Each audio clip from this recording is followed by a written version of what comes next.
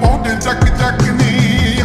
laser ਦੇ ਵਾਂਗੂ ਪੂਰਾ ਹੋ ਗਿਆ ਫੋਕਸ ਹੁੰਦੀ ਜਾਂਦੀ ਆ ਬਕਾਬੂ ਮੇਰੀ ਅੱਖ ਨੀ